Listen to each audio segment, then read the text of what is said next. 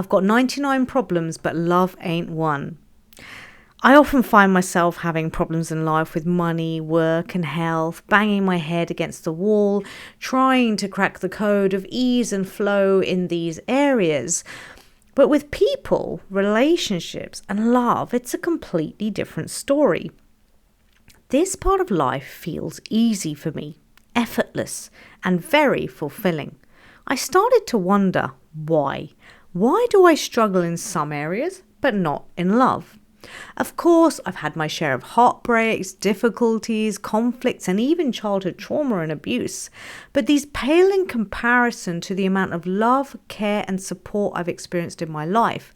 Love flows towards me in abundance from friends, family, clients, colleagues, strangers, and animals too. And it comes with such ease. Even during the darkest moments of my childhood, I still felt love at times. Love from God. Love from doing fun and creative things. Love from looking up at the stars in wonder and awe. Even when the people around me weren't showing me love, I somehow still knew that it existed as an unconditional presence. It didn't feel like something I had to earn or work hard for. Love just was. Love just is. For a moment, I challenged myself in this thinking. Is this really true? Don't I people please to get love? Don't I act away in a certain way to receive love? Don't I try to earn love? But it turns out I don't.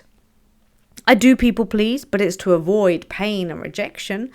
I do sometimes try to be a certain way, but it's to avoid shame and judgment.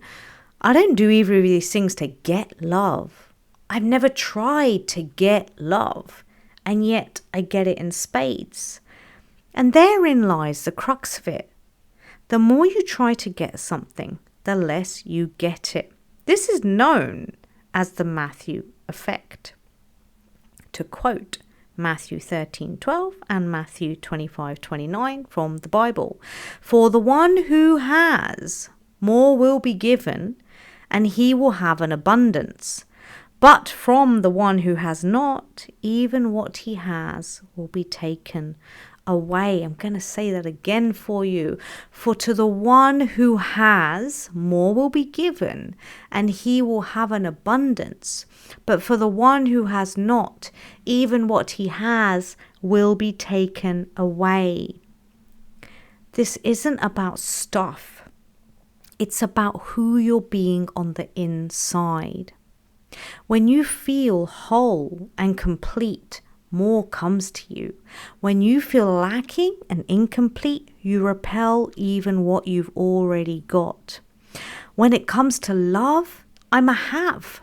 When it comes to money, work, and health, I'm more of a have-not. Why is that? The answer lies in childhood. Here's how childhood conditioning shapes your belief systems. Between conception and around age 7, we adopt our beliefs from the world around us. These beliefs dictate the rest of our lives. Let's look at money for an example. In my home, money was discussed a lot, but never in a positive way. I was told that money is hard to get, limiting and lacking, that I'm undeserving of it and I'll never achieve financial success. Money was worshipped. It was used as a tool for control. It was a source of conflict, and even though we had it, it was never enough. And so I became a have-not. I adopted a money mindset of lack, scarcity, and unworthiness, believing that I must struggle and suffer in order to succeed. I've played this out for years, resulting in stress, fear, and limitation. But love? No one ever told me that I can't have love, that I'd be incapable of getting love, or that it was scarce or limited. No teacher, no parent, no friend or foe ever told me that love has to be earned or that I didn't deserve it, and no one around me chased or argued about love. But you see, it's not that positive messages about love were given to me either. It's that love was never mentioned at all.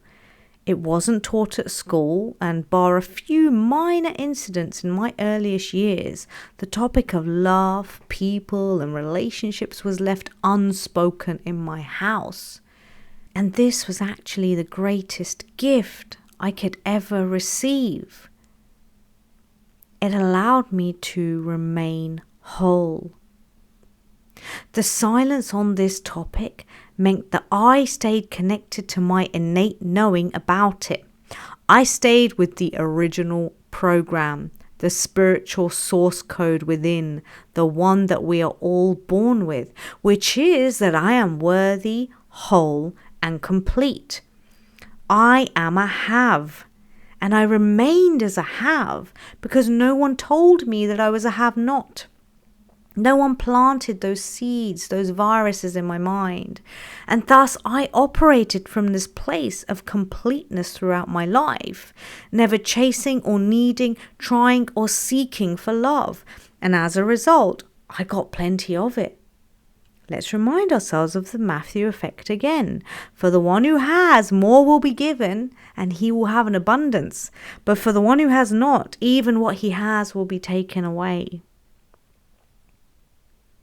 You are already whole, worthy, and complete. We all start out as haves.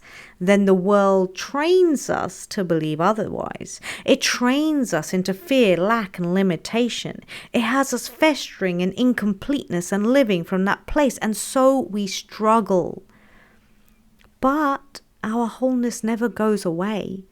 The source code remains. The original program cannot be overwritten. No one can delete that. It's still there because it's who you truly are, your true spirit. Unless you're dead, it's still here in this body, in this form, in this time and place, accessible to you. It might feel buried under layers of wounds and beliefs, but you can uncover it. Not by fixing or fighting, but by deleting and releasing, by healing and transcending, by loving and transmuting, by returning to what Joe Vitale calls zero limits. I'm currently reading his book by that same name.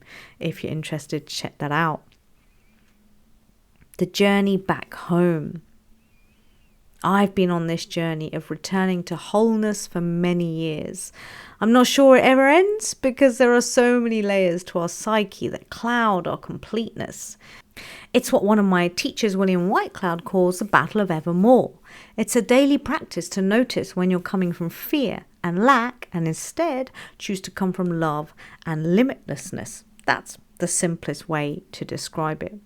There are many tools and techniques out there to help us to do this. I will share more of those in my work as I continue on this path, and I hope that they help you find your way back home to wholeness, to completeness, and to being a have.